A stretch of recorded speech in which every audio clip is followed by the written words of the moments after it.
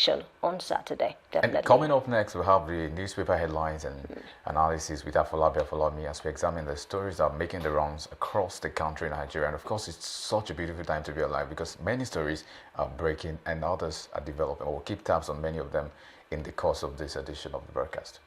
Exactly. So good morning to you once again, and let's start the program.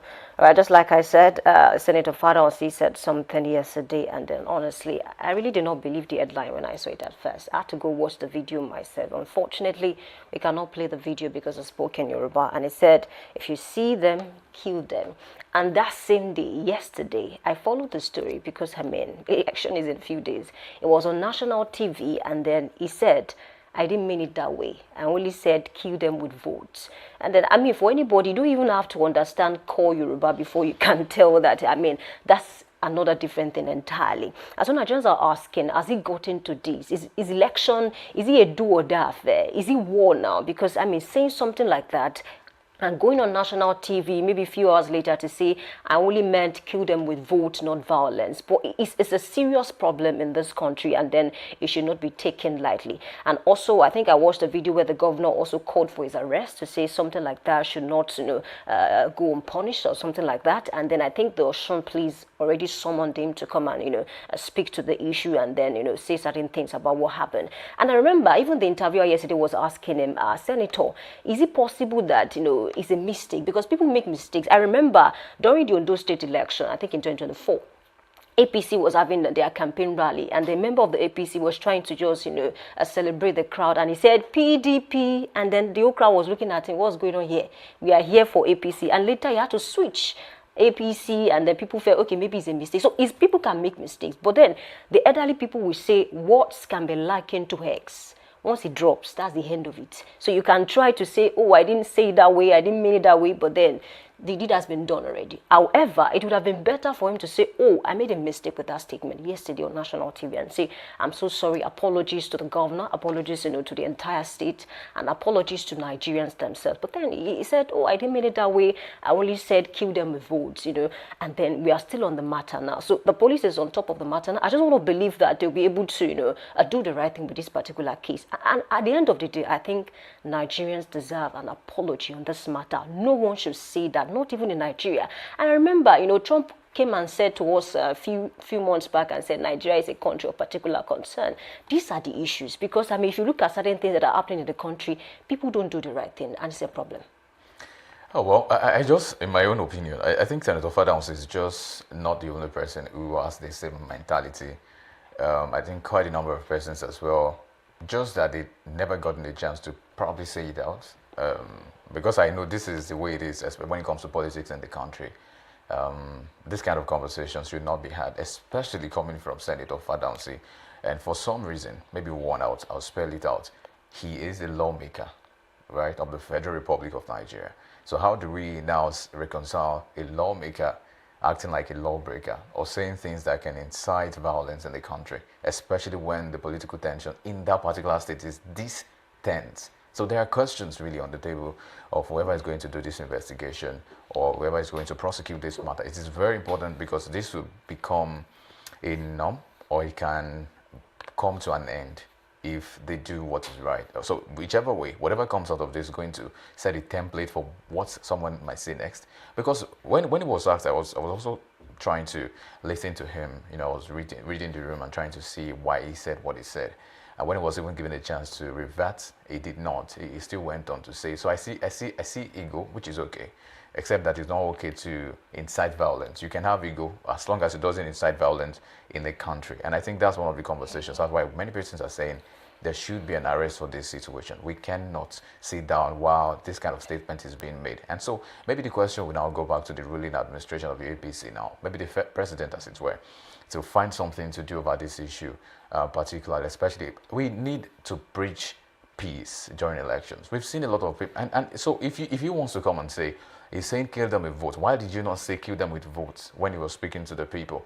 He said, if we find them here, and then the context, if you are a person who likes context, pretext, and maybe post-text, you discover what he said wasn't just about votes. It was basically about tension. It was about killing people. Because he said, how many APC people have killed someone. It's like our people are the ones they are killing. That was the statement he made. So that forms a basis for kill them when you see them around here.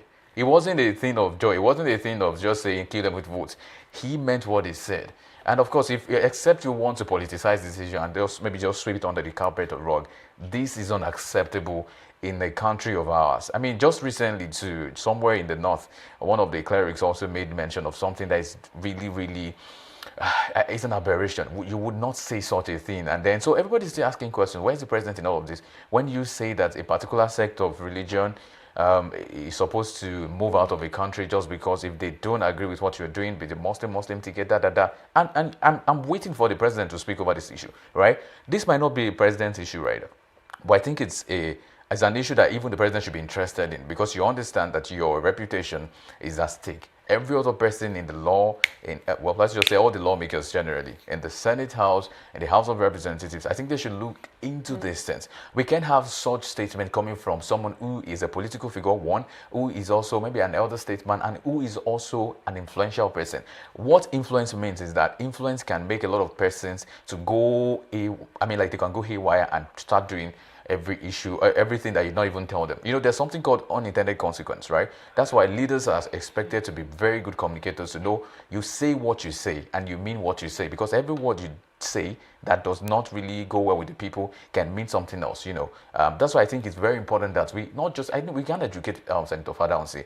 It's someone who educates the public. He's a lawmaker for all I care. He knows what the law requests or demands in this kind of issue, and he should not make such a statement, especially now when we are closer to election. So who knows what's going to be said next by who come 2027 general elections now, except that they prosecute this issue, look into it, and maybe, I don't know if it's a public apology, if it's writing to the press, whatever the case is, this statement should be revoked, and this statement should not be acceptable by anybody, because it is not the standard we want to live by in the country Nigeria.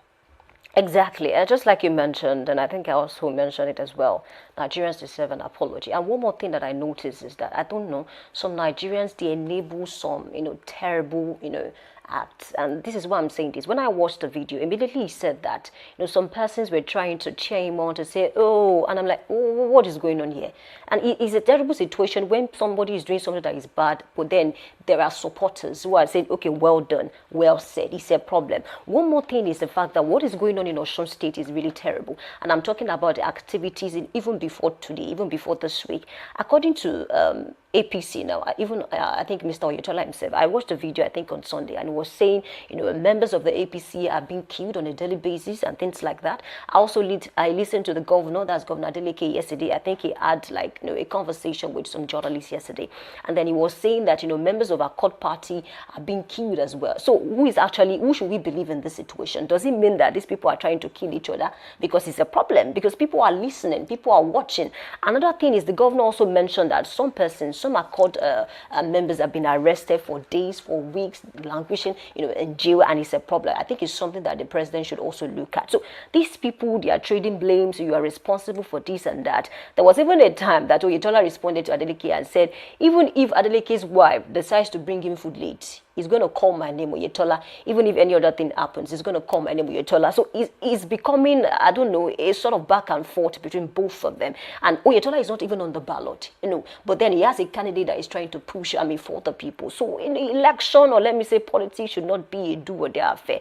And I know that it didn't start today. Years ago, 20, 30 years ago, we've seen similar situation where people, we kill each other. He also mentioned the fact that some persons are trying to destroy his banners. I mean, how did we get here? And this is not new in this country, Nigeria. So these are certain things that we really should talk about.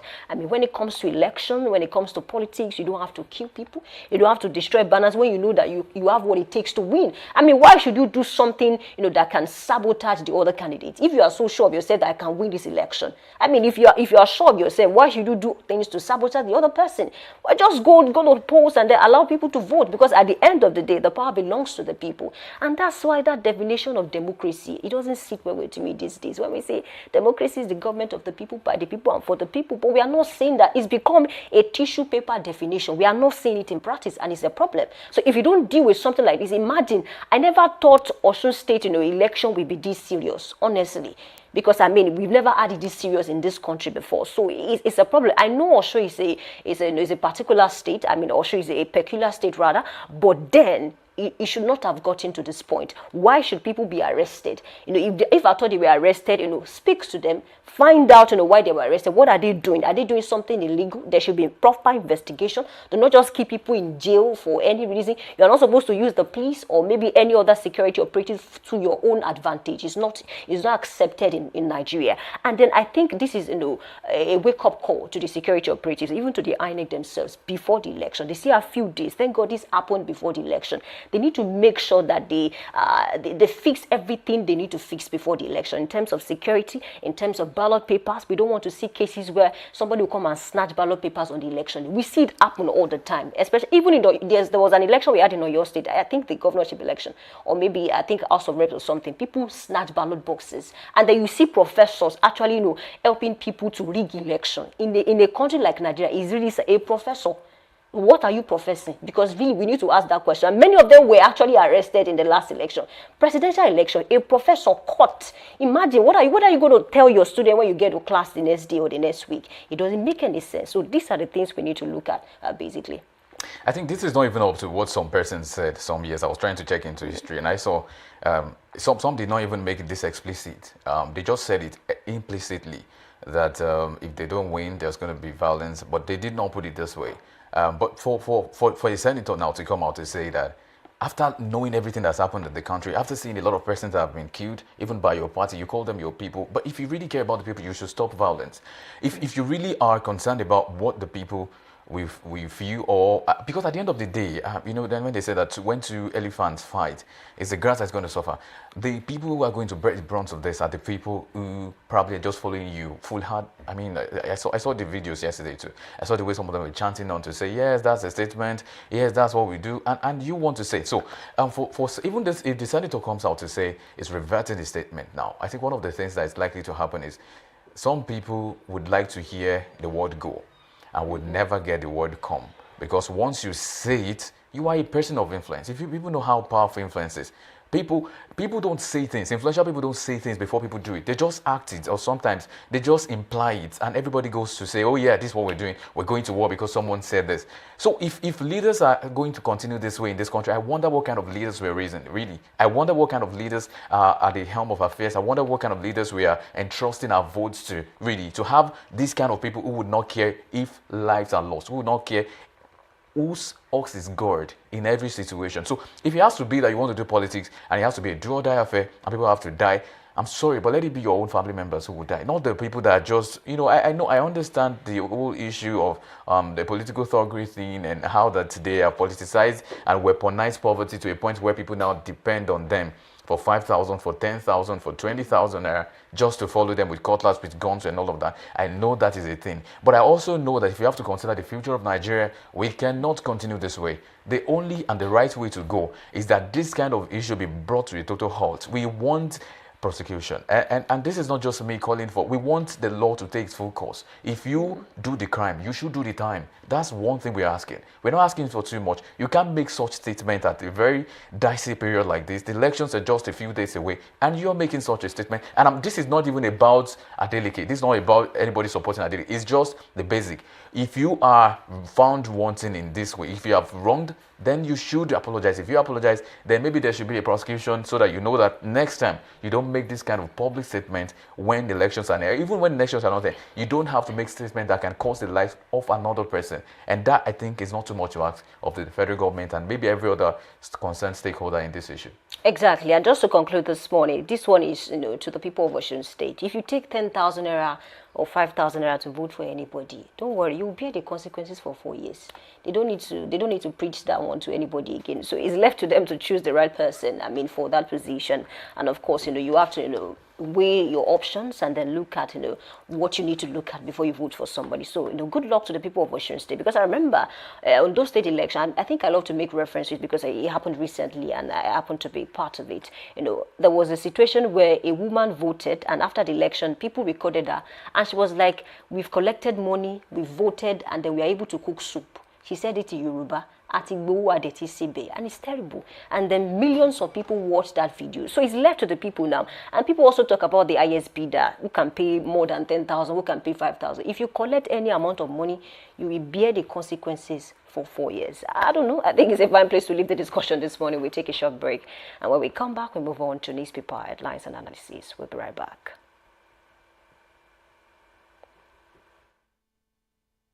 From the heart of the action, welcome to the nerve center of Next Level Broadcasting.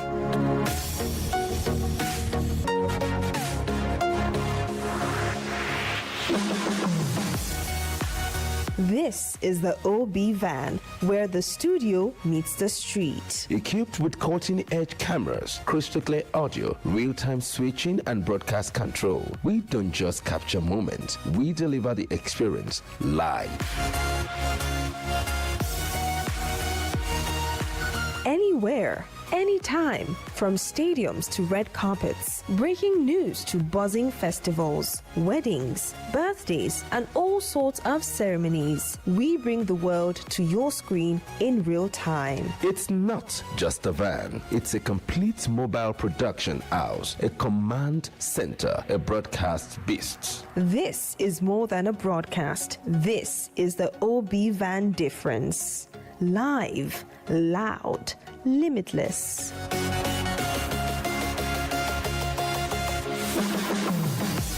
Ready to go live? Like never before. Book the OB van today and take your event to the world. One powerful broadcast at a time. To book, call 0705 506 1061 or 0916 101 1061. Email marketing@dominion.org.ng or visit our socials on Instagram @Dominion Broadcast. Dominion Broadcast, your channel of choice.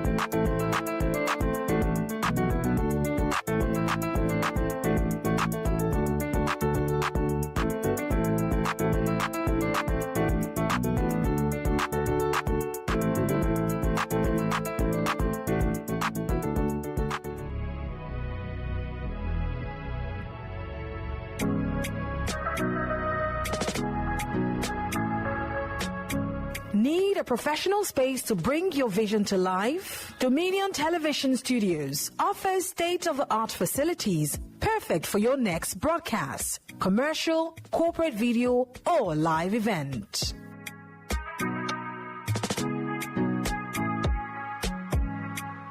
With flexible rental options, cutting-edge equipment, and a supportive team, we provide the perfect environment for high-quality productions. Unleash your creativity. For bookings, email us at marketing@dominion.org.ng. Call us on 0705 506 1061 or 0916 101 1061. Check us out on Instagram, Facebook, LinkedIn, and TikTok at Dominion Broadcast and on X at Dominioncast. Book your space today. Dominion Television, your channel of choice.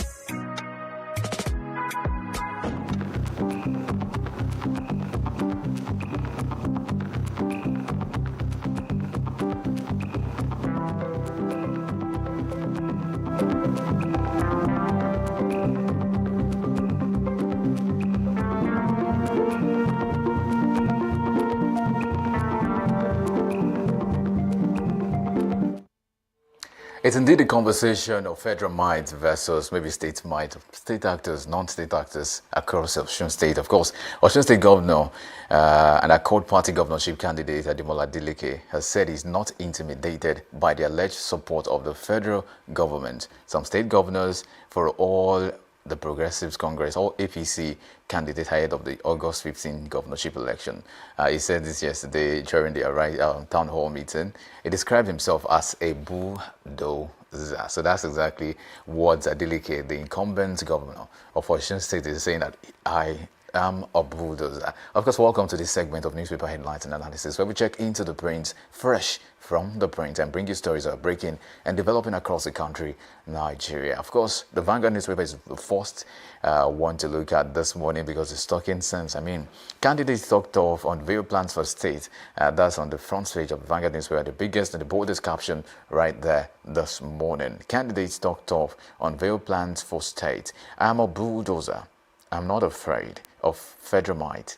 APC governors, and that's coming from Ademola Adeleke. Like I said, it's going to be a very beautiful one to keep tabs on that. Of course, we also at Dominion Television keep our fingers crossed and keep our eyes out for that particular election, bringing you live update right from the scenes, as we have many scenes across the local government in Osun State.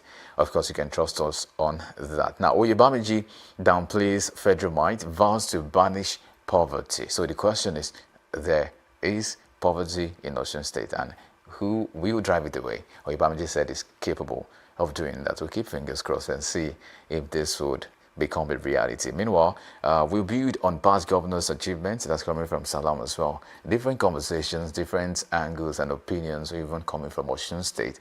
But yes, we can trust. You can trust that we would keep our tabs on that and many more and bring you up to speed as they continue. Of course, maybe the Punch newspaper will be a good place to look at the Australian election. 10 battlegrounds, local governments that may decide Adeleke and Oyebamiji race. Ife, Osogbo, Iwo, Ilesha East, Odotin, Olorunda in focus as candidates mobilize heavyweight ahead of poll. And town hall meeting, Adeleke defense record, Oyebamiji Salam unveils plans. ADC Salam banks on Aregbesola to spring surprise. 3 suspected party members killed as violence deepens. And that's one thing we do not like to hear in the country, Nigeria. Page 2 and 6 is where to capture that story in the Punch newspaper. Osun election is making the boldest claim on the front page of the Punch newspaper, while there are different conversations as to what was said by Senator Fadaunsi and the reactions and the counter reactions as well is also on the table of discourse. The debate yesterday was also a thing to look at, but we'll keep tabs on many of this and see what becomes of the election. Meanwhile, there are certain things that we've also said is not expected in this election. We expect everything free, fair, and credible, but nothing about violence. We say no to violence, even from the station and across the media spaces. We say no to violence. We don't want the loss of lives anymore. We have to put a stop to that, a halt. It has to fizzle out in this election. We don't want many people or any other person to die in the course of this election. What we pray and what we preach is free, fair, and credible election that is, without violence of any and every sort in Osun State. Of course, I'll move away from that story now to check some other stories still on the front page of the Punch newspaper. The top corner says, Fubara, lawmakers battle stores Rivers 1.85 trillion naira budget. That's Fubara lawmakers battle stores Rivers 1.85 trillion naira budget. That story is on page 9 of the Punch newspaper this morning. No difference worth breaking Nigeria apart. That's coming from the first president in the country. I mean, President Bola Ahmed Tinubu says no difference worth breaking Nigeria apart. That is a conversation to look out for.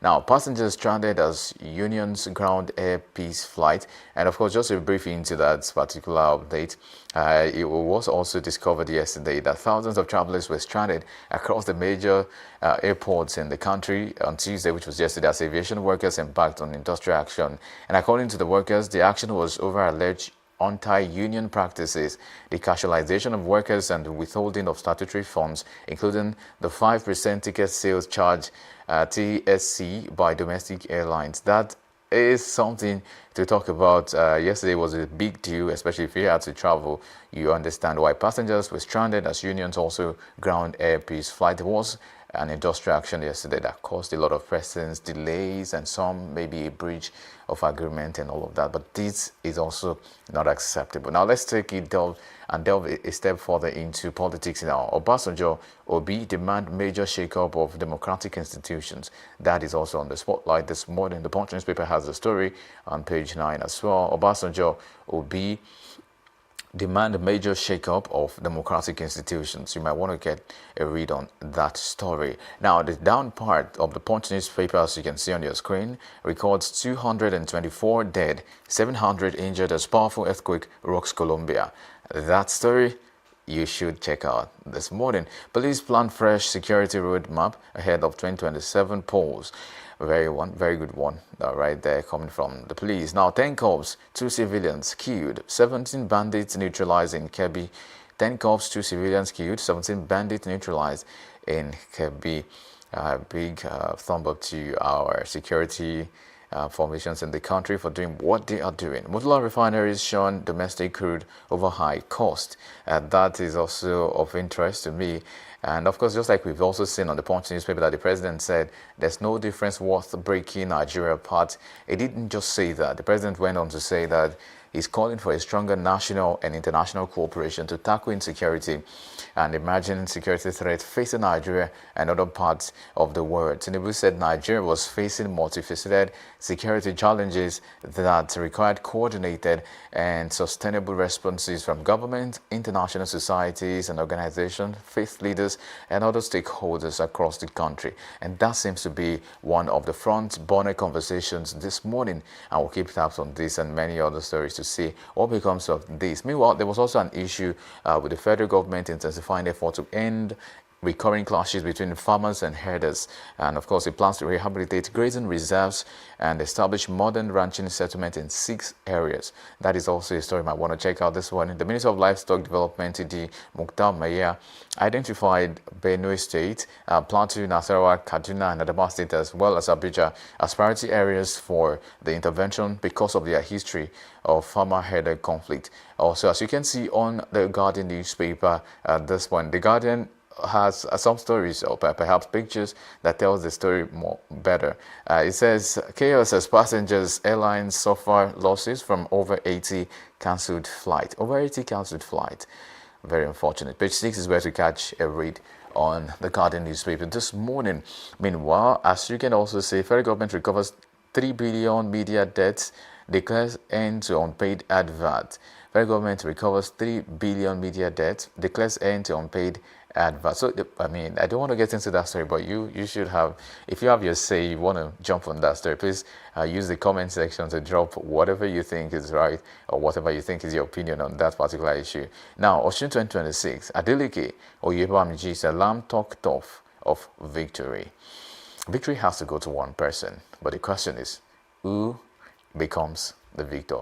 But we'll keep tabs on that. Like I said, 2027 is also on the front burner this morning. ADC unveils code of ethics document for candidates and members. ADC unveils code of ethics document for candidates and members.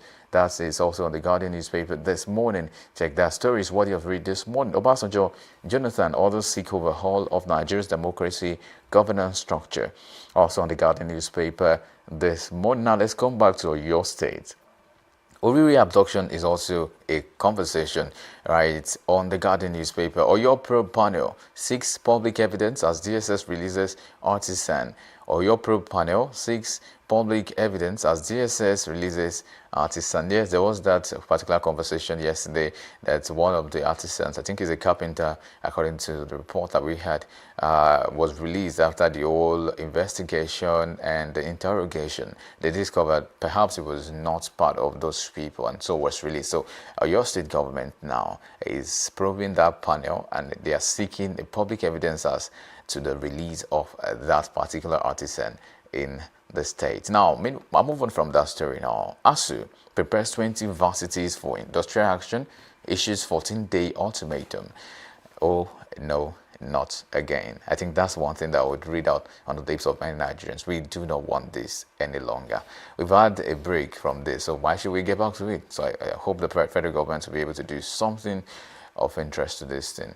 Now, ASU prepares 20 universities for industrial action, issues 14-day ultimatum. We hope this gets resolved. Meanwhile, still talking education, UBEC urges states to deploy unutilized 332 billion naira education development fund.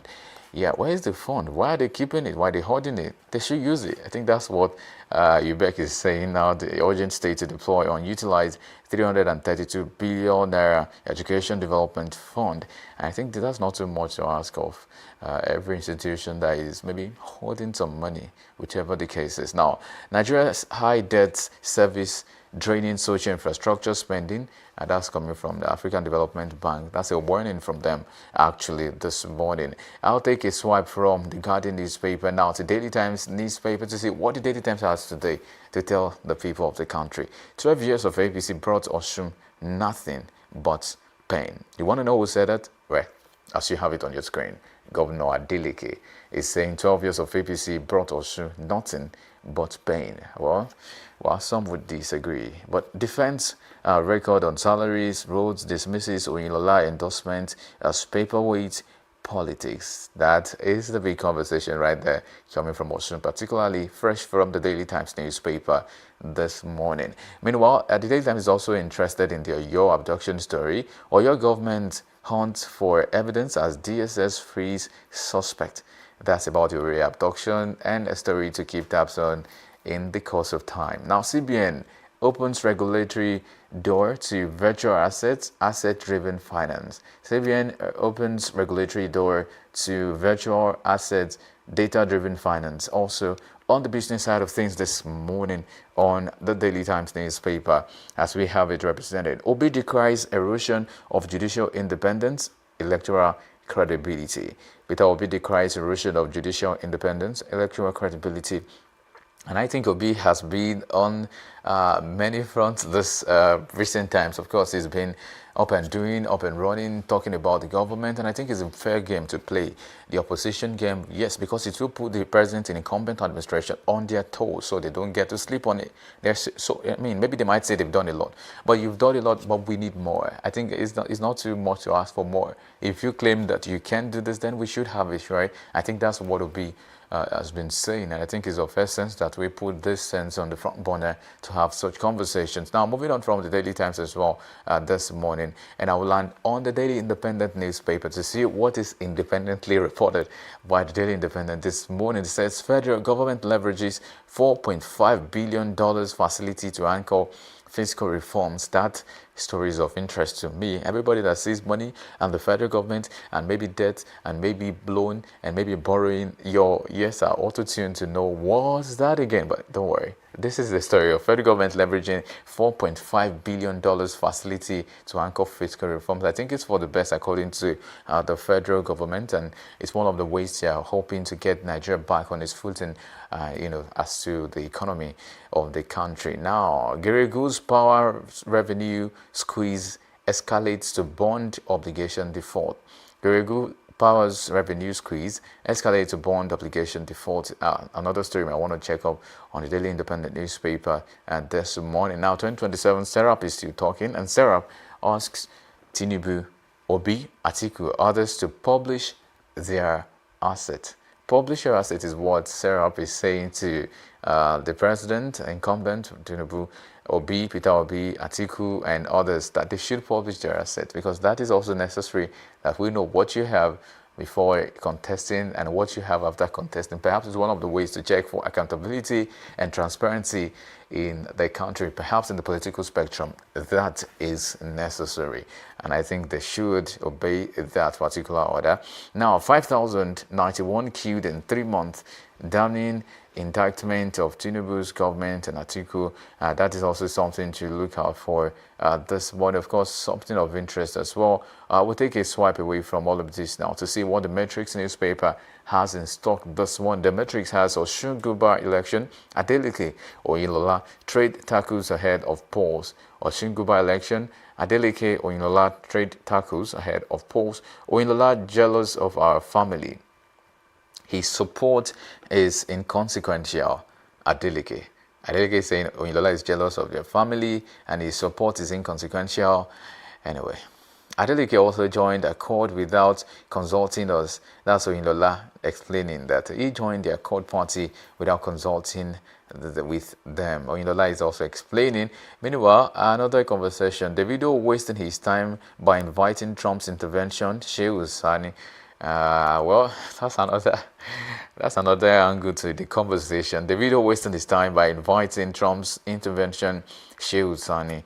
That's also a thing to look out for. Tinubu unveils $50 billion deep offshore investment framework, most to revive stalled decades-old projects. That's on page 2. Nigeria's targets Africa's deep offshore hub status, says Arowolo Vehagen.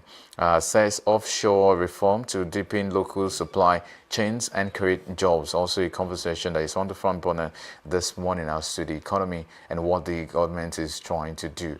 And of course, we would also maybe let's move on to a few more stories, and then would move on to maybe the conversation. Key Accord members comment. Obi Articles 8 demand Senator Father on C's arrest and prosecution. That's also a thing to look out for. Sultan urges Nigerians to stop religious insults, embrace tolerance. That and many other conversations are still going to come your way in the course of time, particularly the course of this production. And this morning, we want to say a very big thank you for staying with us on this segment of newspaper headlines and analysis. Of course, we'll move on to the next segment, which is Trend Watch, to bring you updates coming across from different parts of the country, perhaps Nigeria today. And we'll take a break now, and after the break, we'll come back for that.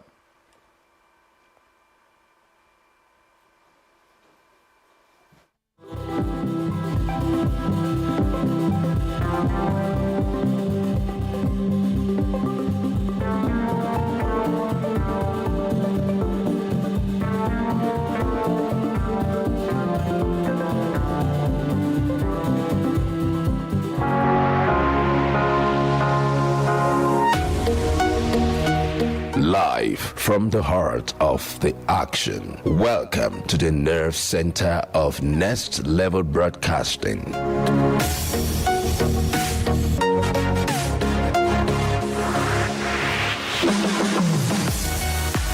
This is the OB van, where the studio meets the street. Equipped with cutting-edge cameras, crystal clear audio, real-time switching, and broadcast control, we don't just capture moments, we deliver the experience live.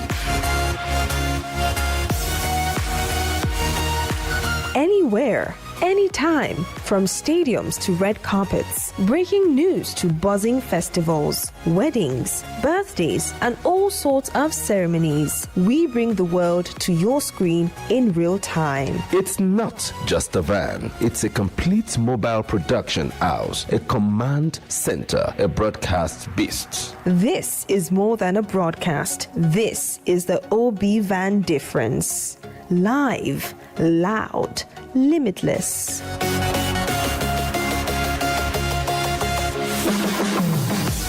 Ready to go live? Like never before. Book the OB van today and take your event to the world. One powerful broadcast at a time.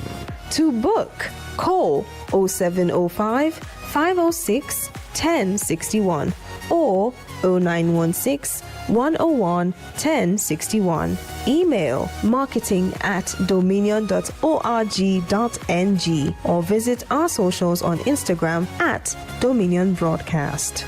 Dominion Broadcast, your channel of choice.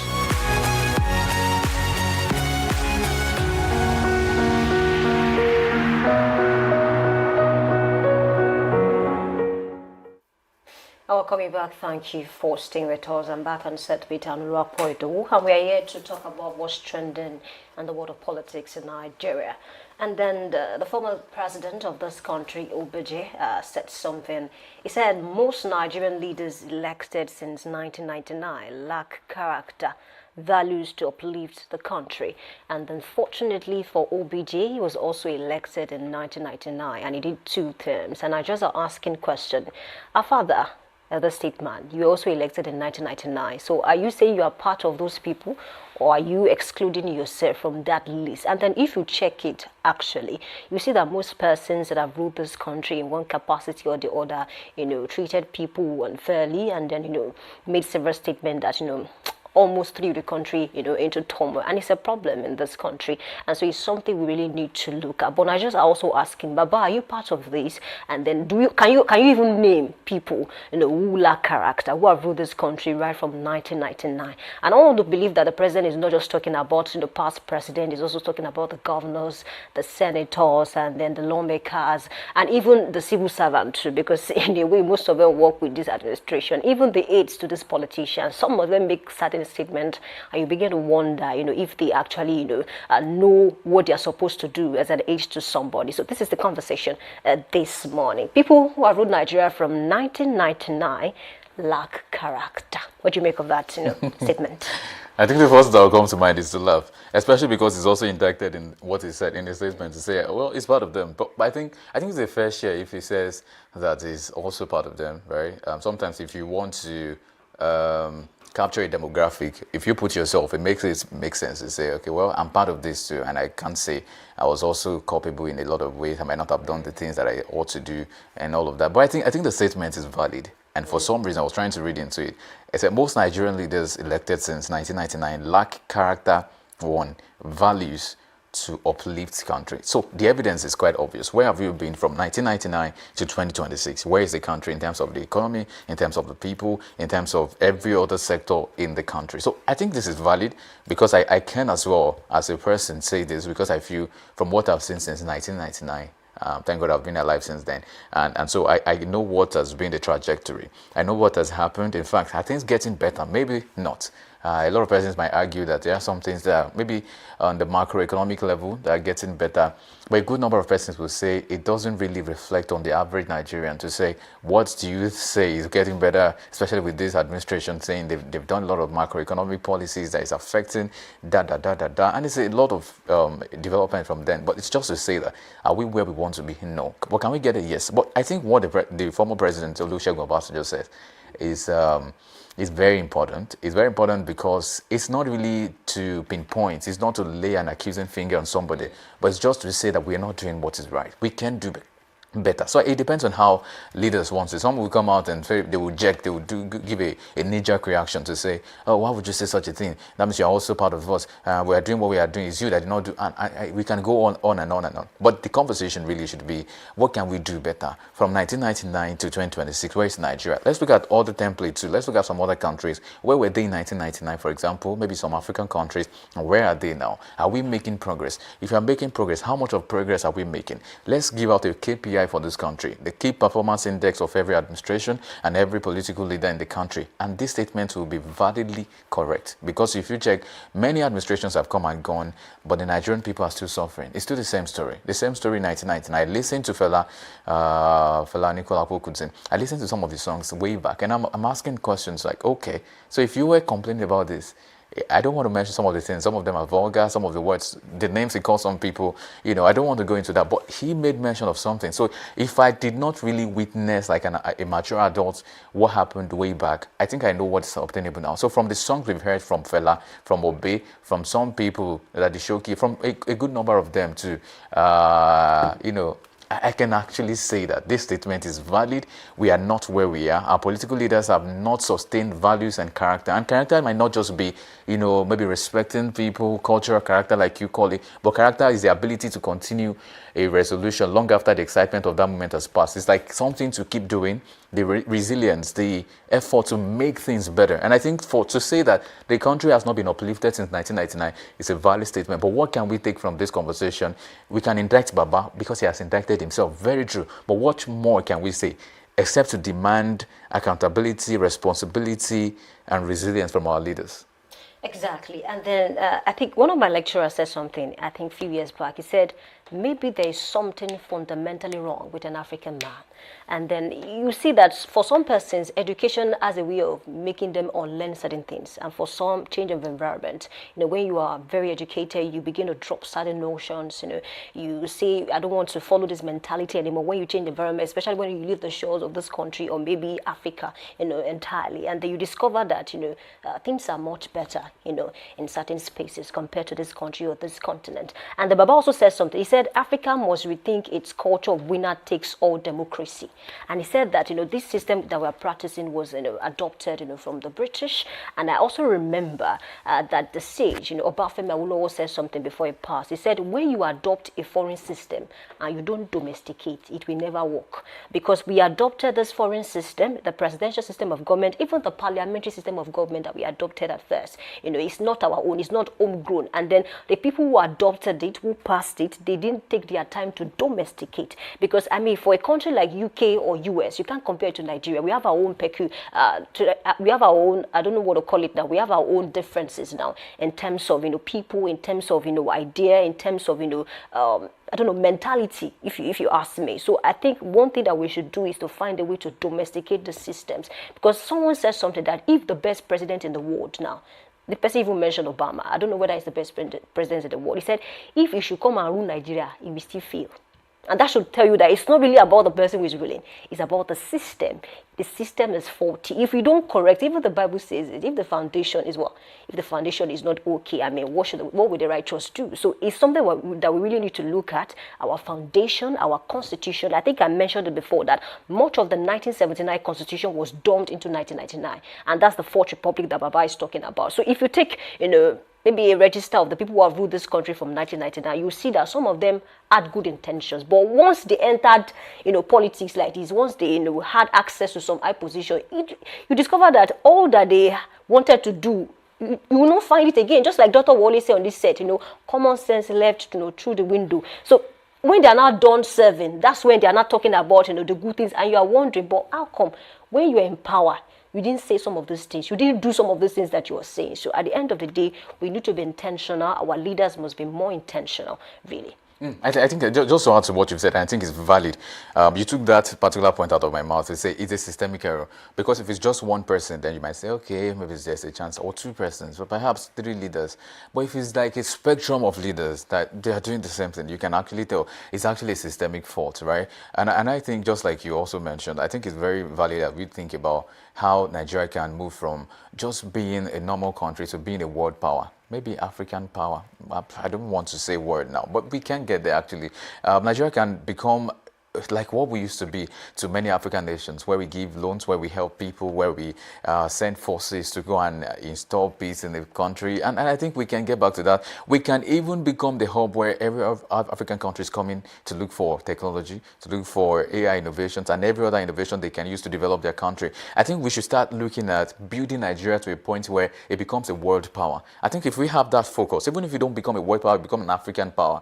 And I think, they say if you shoot for the moon or something, you end up in the stars if you don't get to the moon, that kind of thing. So if we really project upward and do it more, maybe we can get to that point. But like I said, like you said, it's a systemic issue because it's not just happening with one person, two persons. It's not happening to two leaders, four leaders. It's happening to almost all the leaders at the spectrum. So the institution is wrong in itself. The system is wrong, like you said, domesticating some of the policies and maybe the constitution as it were, or whatever we take from the outside world. I think is necessary. But I think the person that's going to do that is going to think differently, which I'm not sure many of our leaders are doing right now. We've talked about some countries who got it better. They got it better because somebody or some people woke up to say, enough of this. Until we come to that point, we must still continue in this situation and keep having the same conversation over and over again. But what I'm looking at, if you ask me, I know what is your intention for Nigeria. I see a Nigeria that is a world power. I see a Nigeria that produces the things it's using. That's not just a consuming economy, but as a producing economy. We want production, we want stuff to go on in the country and want to improve on many of the things we can produce. I've always been saying, I'll keep saying until we get it done, we want drones to be manufactured and assembled in Nigeria. We want security equipment to be used, to be manufactured and maybe assembled in the country. We need those kind of elevations to get ourselves to a position where the world powers will say, oh yeah, Nigeria is also a place to reckon with. So when they form society like the BRICS, they will call Nigeria. When they form society that are great and powerful, they call Nigeria, because Nigeria is also a force to reckon with in Africa and across the world. Exactly. So let's take comments from people. Let's feel the pulse of the people on that particular statement. And of course, Anthony Martin Okafor is saying, you can only uplift a nation if you put our first before you. Your children, your wife, your relatives, your colleagues, your party members, and none has done that in Nigeria since 1999. Okay? Anthony Martin Okafor says, you just need to observe them closely and see for yourself. self and family-centered, from school corridors to government offices and houses. No shame, no regret, no change of mindset. Okay, and another comment is saying Ibrahim Amil Isa, in as much as I agree with OBJ, but he was also the founding father of really okay, and that's your opinion, right? In Nigeria, he should stop talking as if he was a saint. Okay, take the next one. The preacher says, are these leaders not from amongst us, or they came from another planet to rule over us? If the current government functionaries should vacate governance for all of us here to take over, how are we sure we will do better? It is easier said than done. All right, Leo Joseph is saying, Baba, you spent 8 years fighting everyone and ended doing nothing. They learned from you a hypothetical attitude of 8 years. Wow. Is third term the sign of someone with character and honesty? He cannot fix electricity, train and other cars infrastructure. Holier than thou, chief. Okay.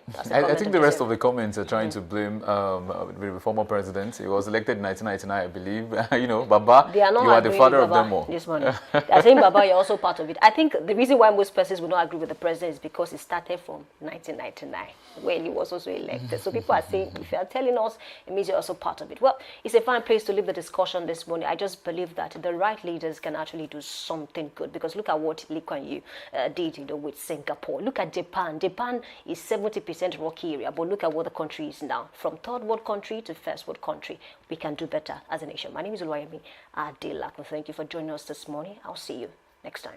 And I'll ask a rhetorical question. Can Nigeria become a world power? Well, you answered that. My name is Andrew Poido, saying bye for now.